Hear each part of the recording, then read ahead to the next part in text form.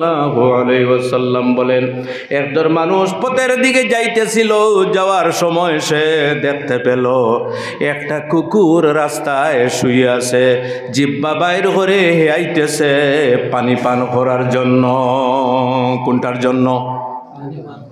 পানি পান করার জন্য। পানি পান করা প্রত্যেকেরও তো লাগে, লাগে কিনা? সব প্রাণীর পানি পান করতে লাগে, কিন্তু আমাদের মধ্যে একটা অভ্যাস, রাস্তায় যদি কুকুর শুয়ে থাকে তাহলে তার শান্তি দিতে আমরা রাজি নয়। জি, আর যদি কোনো কিছু না পারে তো একটা ঢিল মারবো ফাতর, ঠিক। আর যদি ঢিল না মারে তাহলে ফা দিয়া মাটির মধ্যে আঘাত করিয়া তার কিন্তু দূর করতে চায় কিনা আমার ভাইরা? এটা কিন্তু নবীজির আদর্শ নয় আমার ভাইরা। আল্লাহ নবী সাল্লাল্লাহু আলাইহি ওয়াসাল্লাম ঘর থেকে বের হয়েছেন, বের হওয়ার পরে দেখতে পেলেন একটা কুকুর রাস্তায় শুয়ে আছে। সাহাবা কেরাম অন্যদিকে চলে গেছেন। আল্লাহ নবীর কাছে নিবেদন করতেছেন, ইয়া রাসূলুল্লাহ, আপনি যদি চান তাহলে এই জায়গা থেকে আমরা কুকুরটা তাড়িয়ে দেব। রাসূলুল্লাহ বলেন, নবীজির জন্য কোনো প্রাণীকে কষ্ট দেওয়া জায়েজ নয়। আমি হলাম রহমাতুল লিল আলামিন। গোটা পৃথিবীর যত প্রাণী আছে, আল্লাহর মধ্যে যত জায়গা আছে, আমি রাসূলুল্লাহ তত জায়গার জন্য রহমত। আল্লাহ সুবহানাহু ওয়া তাআলার পরিচয় হলো আলহামদুলিল্লাহি রাব্বিল আলামিন। আর আল্লাহর হাবিবের পরিচয় হলো ওয়ামা আরসালনাকা ইল্লা রাহমাতাল লিল আলামিন। যত জায়গার জন্য আল্লাহ রব, তত জায়গার জন্য রাসূলুল্লাহ রহমত। জুড়ে বলুন সুবহানাল্লাহ। সেটার নাম হলো ইসলাম। ইসলাম শুধুমাত্র একটা কাজ করার জন্য নয়, Islam is a complete code of life. ইসলাম হলো সামগ্রিক জীবন বিধান। মরণ থেকে, জন্ম থেকে আরম্ভ করে মরণ পর্যন্ত, মরণ থেকে হাসর, হাসর থেকে যে জীবনের শেষ নাই, লেশ নাই, হয় নাই, সেই জীবন পর্যন্ত সমস্ত ধরনের সমস্যার সমাধান যে ধর্মের মাঝে আছে, সেই ধর্মের নাম কি? এটা যদি আওয়াজ দেন, সেই ধর্মের নাম কি? ইসলাম। এজন্য আমার ভাইয়েরা, আজকে দুনিয়ার মানুষ ইসলাম নিয়ে গবেষণা করতেছে। আপনারা কি জানেন, আজকে ইউরোপ কান্ট্রির দিকে যদি লক্ষ্য করেন, পেপারে আসবে না, মিডিয়ায় আসবে না, সোশ্যাল মিডিয়ায় আসবে না, কয়েকদিন পরে আসবে। প্রত্যেক দিন কোনো না কোনো দেশের মধ্যে মানুষ মুসলমান হইতেছে, দিন ইসলাম গ্রহণ করতেছে। সুবহানাল্লাহ বলে। কোনো না কোনো দেশের মধ্যে ডেইলি মানুষ দিন ইসলাম গ্রহণ করতেছে, কিন্তু ওই এটা আমরা খবর পাই না, পরে ভাইব। এজন্য আমার ভাইয়েরা, আমি শুনেছি ইউটিউবের বাইরে এমন কোনো শব্দ যদি সরকারের বিরুদ্ধে যাতে হাঁটিলেই, আমি শুনেছি এই যে গাজার মধ্যে যে ইসরায়েলি ইহুদি মানুষ যারা বন্দী ছিল, তাদের সঙ্গে ওই গাজার মানুষ যে ব্যবহার করেছে, এই ব্যবহারে মুগ্ধ হয়ে ইসরায়েলের মধ্যে 1 লক্ষ মানুষ মুসলমান হয়ে গেছে। এটাই হলো ইসলাম। আমার ভাইয়েরা, আমরা কি জানি ইসলাম? আপনি যদি চিন্তা করেন, আপনার কল্পনায় আসবে না আল্লাহু আকবার, ইসলাম কত বড় ধর্ম, কত বিশাল ধর্ম। যাই হোক আমার ভাইয়েরা, 2 দল ফেরেশতা কোর্ট, আল্লাহর কোর্টে, আল্লাহর আদালতে। কোন আদালতে? আল্লাহর আদালতের মধ্যে কোনো গুড় চলে না, কোনো মিথ্যা সাক্ষী চলে না, কোনো কিছু চলে না। আল্লাহ সুবহানাহু ওয়া তাআলা বললেন, হে আমার ফেরেশতার 2 দল, তোমরা এক কাজ করো, আমার বান্দা যতটুকু জায়গায় সে মারা গেছে সেই জায়গা তোমরা মাপো, আর যতটুকু জায়গা বাকি রয়ে গেছে সেই জায়গা তোমরা মাপো। আমার বান্দা যদি সামান্য অর্ধেক থাকি বেশি সামান্য জায়গা সরিয়া যদি মারা যায়, তাহলে আমি আল্লাহ জান্নাতের ফেরেশতারা হাওলা করব। সুবহানাল্লাহ। এদিকে মাপ শুরু হয়েছে, আর আল্লাহ সুবহানাহু ওয়া তাআলা জমিনকে অর্ডার দিয়েছেন, হে জমিন, আমার বান্দা যে জায়গায় এসে মারা গেছে সামান্য জমিন তুমি লম্বা হয়ে যাও। আল্লাহর দয়া এবং মায়া দেখো, আল্লাহ মাফ করতে চান। রহমতে হক বাহান নমিজিয়ত বাহানা মিজিয়ত ছোটবেলায় ফার্সি পড়েছিলাম। আল্লাহর রহমত সব সময় খুঁজায় আল্লাহর বন্দাকে মাফ করার জন্য। আল্লাহর বন্দাকে মাফ করতে কোনো বাধা সৃষ্টি করতে চায় না। এজন্য আমার ভাইয়েরা জমিন যখন মাফা হলো, মাফার পরে দেখা গেল আল্লাহর বন্দা যখন পড়ছে মরার জন্য 1 বিঘা জায়গা অর্ধেক জায়গা থেকে 1 বিঘা জায়গা বেশি সরিয়ে মারা গেছে।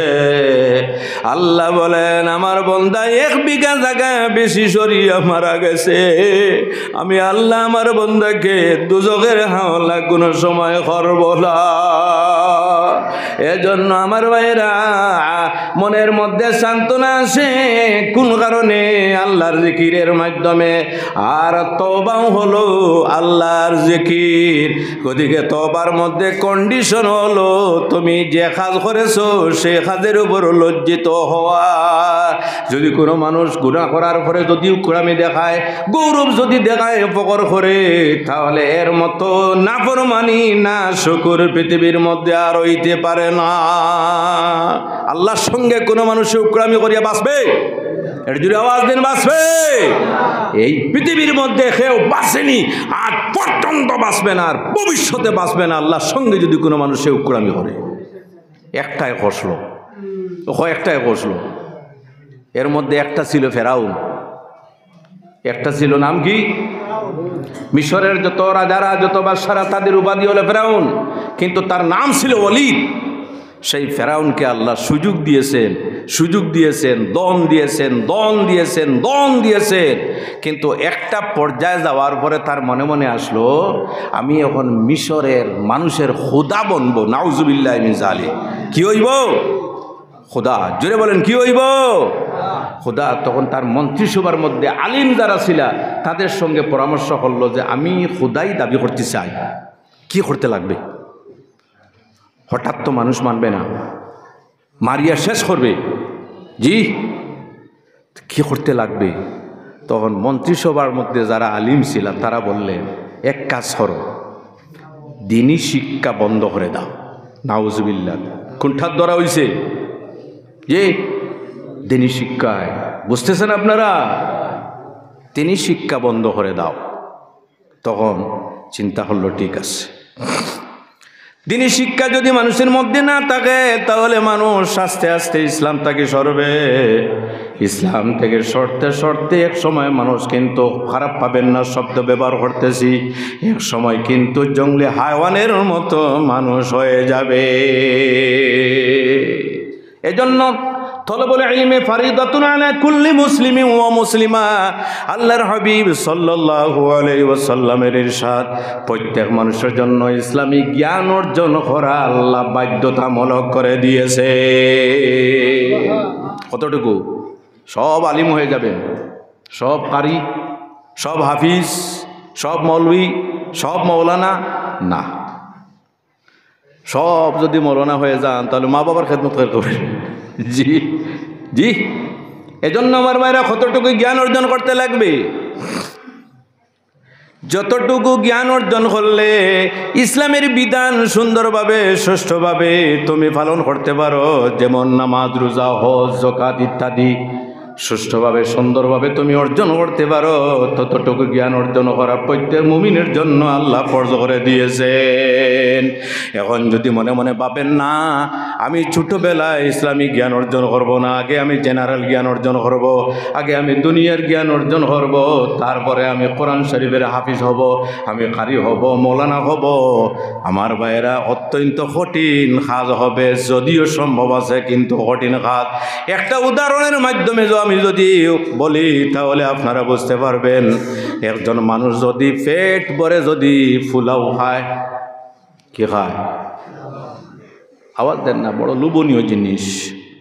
পেট ভরিয়ে ফুলাও খাইল, তারপরে ভাত যদি খায়, একটু খালি ছিল তাও রাখছে না, ভাত খাইল, খাওয়ার পরে যে সময় দেহরে আসবে তখন ভাতের আসবে না ফুলাউর আসবে?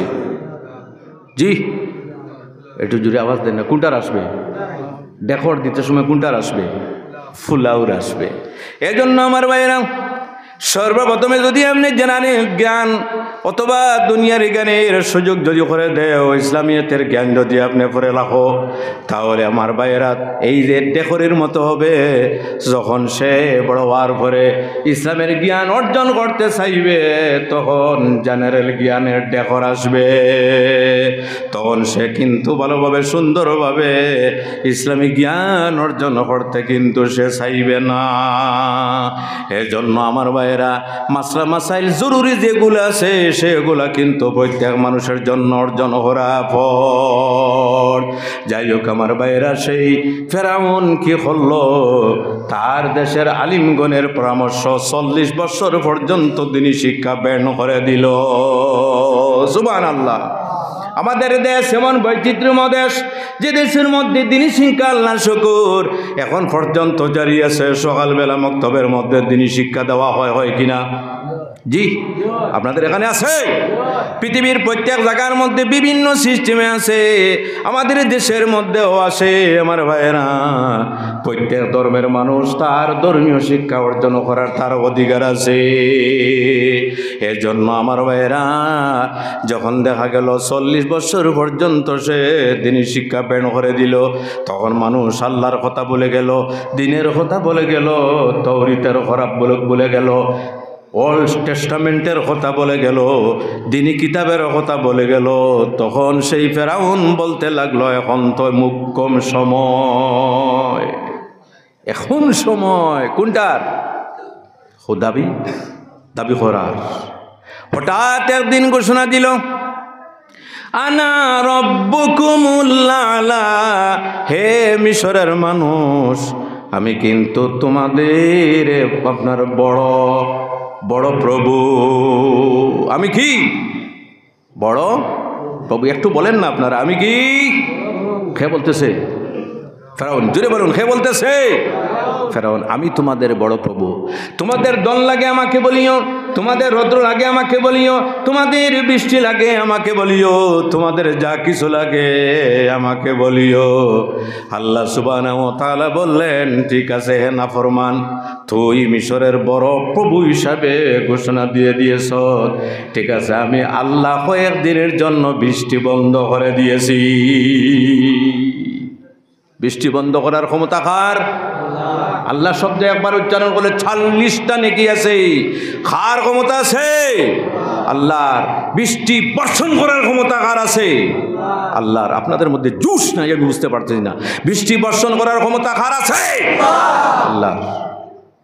হঠাৎ দেখা গেল মাস 3 পর্যন্ত বৃষ্টি বন্ধ হয়ে গেছে।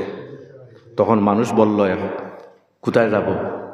এই যে বড় প্রভু আছেন, বড় প্রভু খে, একটু জোরে আওয়াজ দেন, খে? ফেরাউন। মানুষ গিয়ে বলল, হে বড় প্রভু, মহাপ্রভুর কাছে গিয়ে বলল, হে মহাপ্রভু, সমস্যা তো আপনার সামনে, আপনি দেখতেছেন আমাদের বৃষ্টির প্রয়োজন, আপনি আমাদের মহাপ্রভু, বৃষ্টি দিতে লাগবে। ক্ষমতা আছে? কি